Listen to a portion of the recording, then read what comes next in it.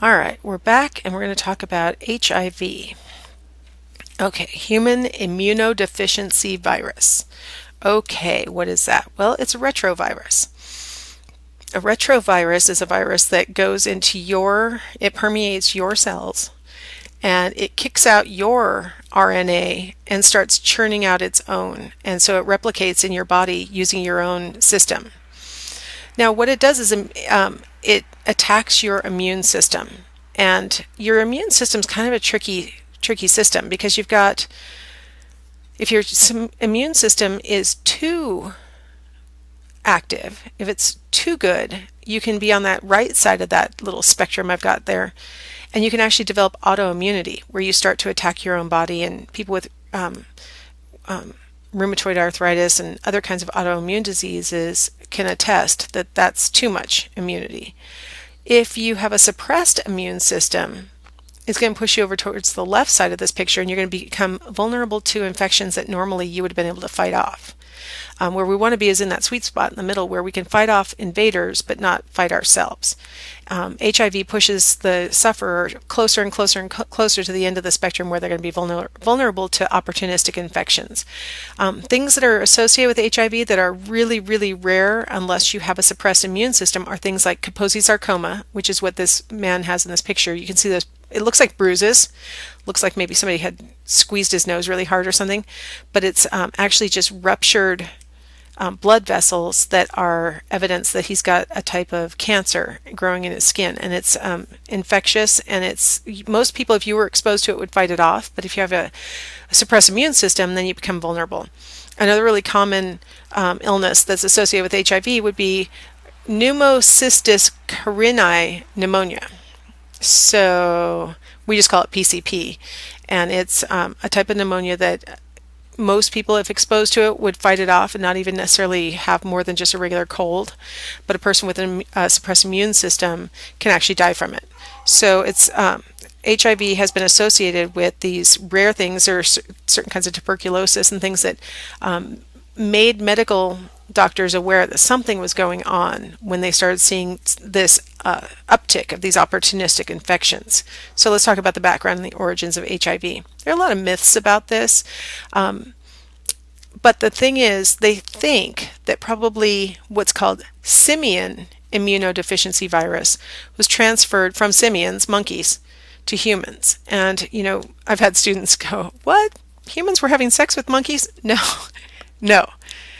The assumption is that they were hunting and got bitten by a monkey who was infected, or that they ate meat that wasn't prepared well enough to kill the infection, or something like that. It probably was contracted through, how you can get sick from food a lot of different ways.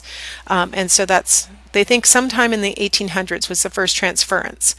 The first known HIV death occurred in Africa in 1959, and this woman had died of really rare symptoms, and doctors didn't know what in the world it was, so they saved some tissue and froze it. And then later, when HIV was identified, they tested this tissue for it, and the tissue was HIV positive. So we know that that person died of HIV. In 1980, the first cases of these really rare diseases that I was telling you about started to appear in San Francisco. And it was assumed to be a gay-related disease. They called it GRIT, gay-related, I can't even remember what it stands for anymore now, but they thought it had something to do with being gay because they only saw it among these 41 homosexuals and they hadn't seen it among anybody else. And it just happens that it landed here in the U.S. in the gay population. Other parts of the world, it landed in the heterosexual population first. So it was just, and that caused us to sort of scramble around and make up crazy hypotheses and things like that for a little while because it landed in that population first. By 1984, there was a Nobel Prize awarded to the researcher who figured out that HIV, that an actual virus, caused immune suppression, which ultimately caused AIDS. And that it had nothing to do with sexual orientation and everything to do with being exposed to this virus. Now, there are a lot of rumors that swirl around about HIV. There was a really commonly held rumor in the 1990s that when the World Health Organization went around the world and vaccinated everybody for smallpox, that it wasn't really a vaccine for smallpox, it was really HIV that they gave to people in Africa to try and wipe out the African race. That's not right. I mean, we know somebody died in 1959 of this virus. We know that for a fact. It had nothing to do with the smallpox vaccine, and in fact, thanks to that smallpox vaccine, nobody has to get vaccinated for smallpox anymore. It's been eradicated. So there were a lot of different rumors, but this is the progression that we can document and we know. Now, what happens if a person gets infected with HIV?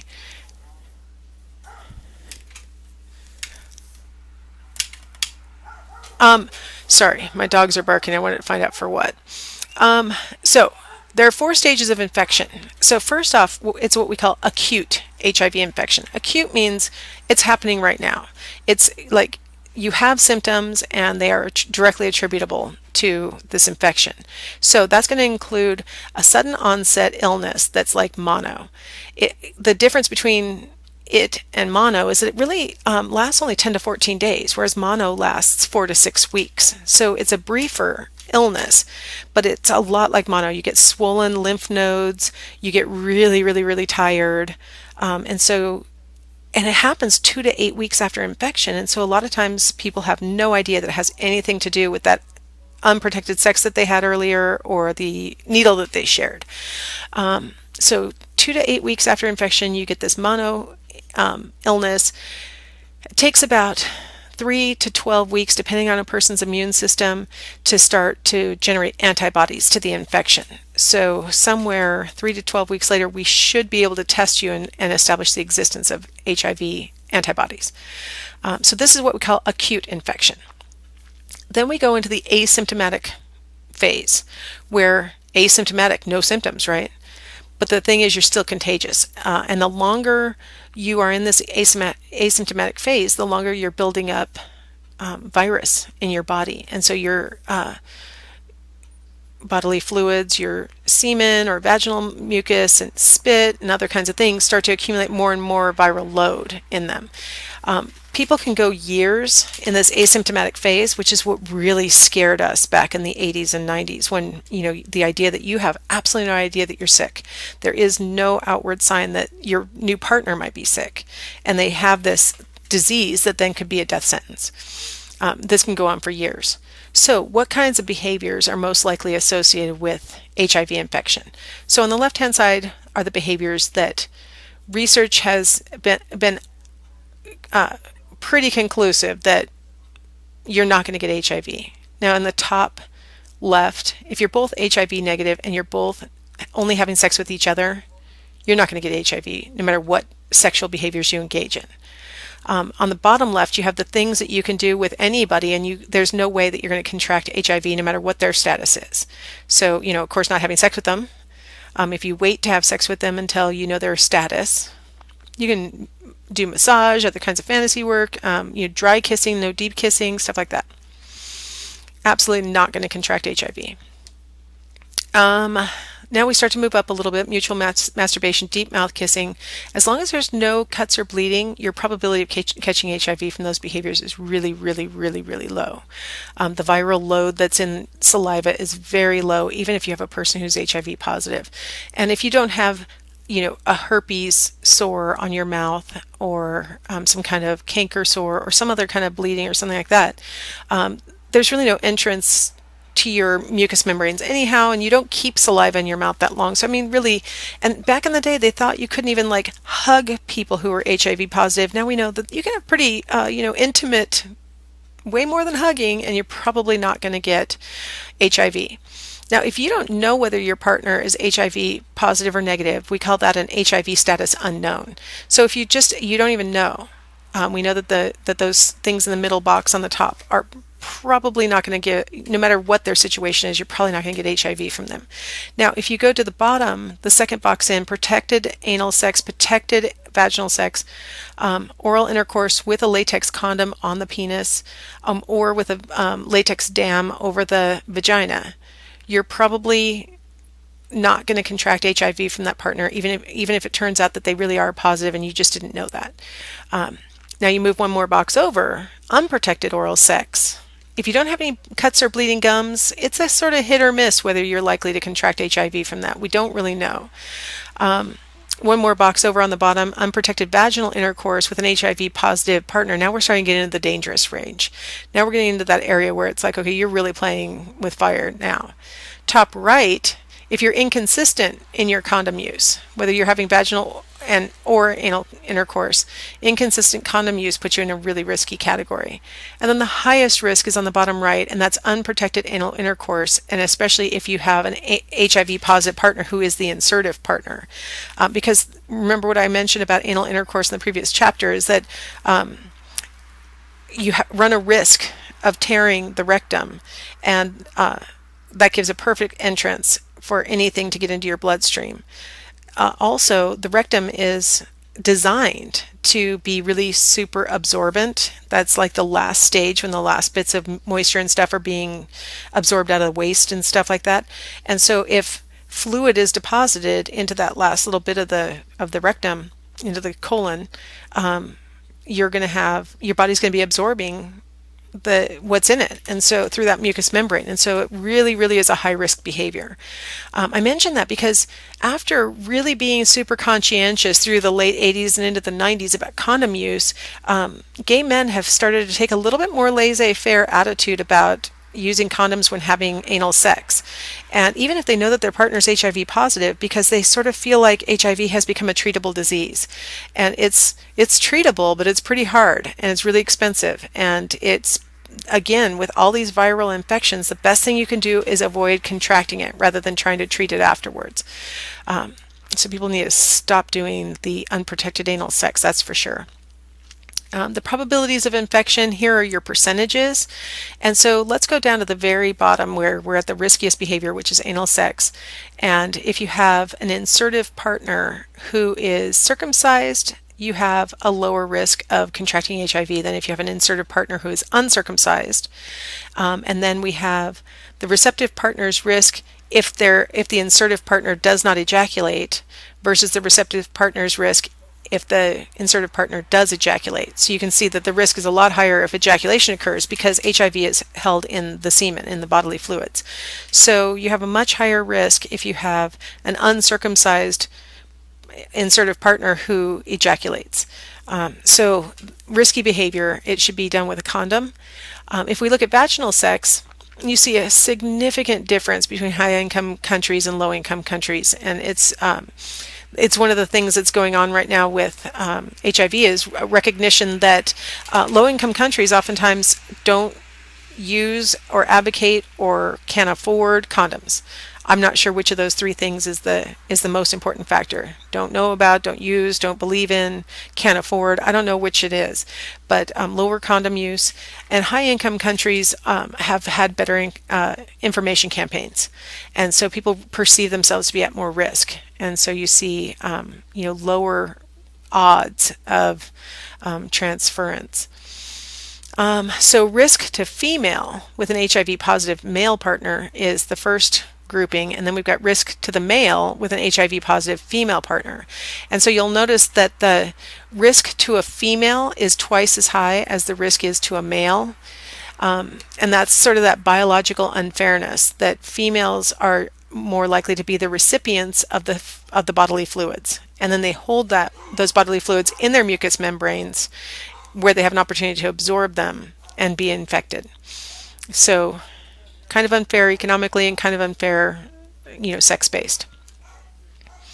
All right, diagnoses of HIV infection by transmission category, and this is based on a study of 44,000 people, almost 45,000 people. And so you see that the biggest wedge, almost 70% of transmissions, are male-to-male sexual contact. And for those of us who have been teaching about this for a really long time and trying to educate people for a really long time, that's super horrifying because we've been teaching and talking about this, trying to educate people to take proper steps to protect, and it seems like this has gone up. I mean, this statistically has legitimately gone up. Like 2/3 now are attributable to male-to-male sexual contact. It used to be injection drug use was the most common transmission. And so we're definitely seeing people not taking male-to-male sexual contact seriously when, and using proper protection. The heterosexual contact female recipient is 17%, so that's the next most common category. And again, it's because of that biological unfairness. See, it's twice as much as heterosexual contact for males. So it's a little bit of, biological unfairness, and then, that big yellow patch is people not taking proper steps. Here we have diagnoses of HIV infection by sex and by race and ethnicity. So we've got the males on the left, the females on the right, and then we've got different racial groups. And we have, again, for the females in particular, 61% of infections are among Black or African American women.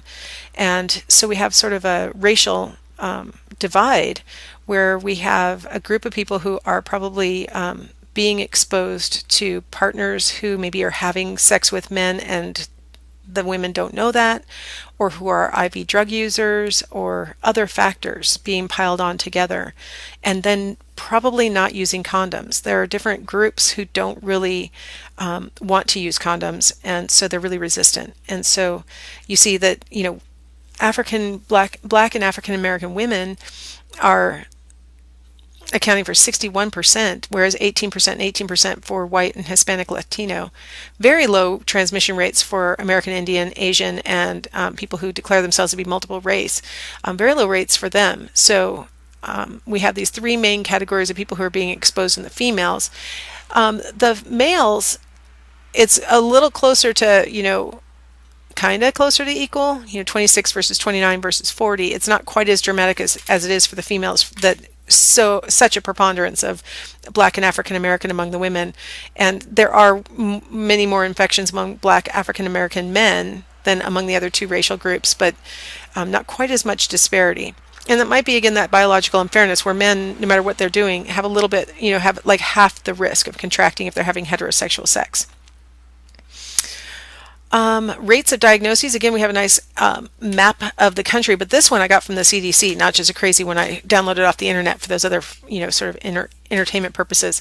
So this one's valid. And if you look at different states and the rates, Washington is in one of the lower rate states. We're less than 10.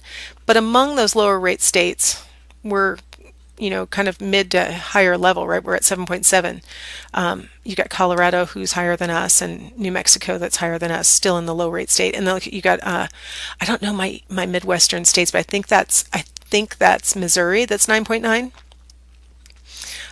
So there, and we got West Virginia, and what's next to West Virginia? Is that Kentucky? I don't know my Midwest states at all. So we've got some that are higher than us, but we're not doing super well in that low rate. We need to be doing a little bit better. But let's take a moment to find the high rate states. We've got Louisiana. That looks horrible, right? Until you look at DC, which is so tiny that they had to put it over there on the right-hand side at 66.9%. Yeah, that's just unacceptable. I have no idea what factors are going into that, except they do have really high IV drug use in Washington, D.C. So, and same thing, south, you got Florida also. So you've got high rates of IV drug use and prostitution and other things that have been associated with transmission of HIV. So we look pretty good in comparison, right? And it looks like a lot of the country is doing pretty well. We have sort of these coastal areas that seem to be having the hardest time. So anyway, so those usually transmission is most likely to occur when you're still in the asymptomatic phase, so a person doesn't really know that they have the virus. The next thing that happens when you go from asymptomatic, you start to develop a symptom that a lot of times people will still overlook, which is swollen lymph nodes. It's called persistent generalized lymphadenopathy, and that's where, sort of all over, all your lymph nodes, all over your body are swollen, and they stay like that. Your lymph nodes are churning out antibodies, and they're trying to fight off the infection. If you've ever had a head cold, you might have noticed swelling in your neck afterwards, and that's your body trying to fight off that infection. But it's sort of all over the body, and you can stay like that again for years. So you can get the acute infection, lasts a little while, a couple weeks, then you go to the asymptomatic phase, and that can last years, and then you go into this PGL phase, which can last more years. And so a person can go from infection until they really start to feel like something's wrong with them and they're sick, can be years and years, even decades. The last stage would be when you start to develop what they now call other HIV disease. When this first was on the forefront, they called it full-blown AIDS. AIDS stands for Acquired Immune Deficiency Syndrome. And what it does is allows you to become vulnerable to those opportunistic diseases that I mentioned before. So how do we prevent? Well, number one, condoms. Limit your partners is a great strategy. And a lot of younger people, millennials, have been limiting their partners. They really have. When I first started teaching human sexuality in 1992, there were some really crazy ideas. One of them was, let's test everybody for HIV. Anybody who's positive, let's send them to an island like we used to do for lepers. And when I asked, what are you going to do when somebody gets missed, it's going to just re-enter the population. And they said, well, then we should all get tested once a year. I mean, they were doing these really crazy ideas. It's like, no, that's probably not going to work. And then they'd say things like, well, my dad's a surgeon, and should he have to risk his life, and blah, blah. I mean, people were really crazy and really scared and really didn't know what to do. But interestingly, they had these crazy ideas. And then when I asked them, how many partners in a year would you consider to be an excessive number of partners? And in 1992, the students got into little groups and discussed it. They shared their ideas, and we basically settled on sort of an average of 12 partners in a year would be considered okay. And once you got above 20, you're starting to move into the risky area.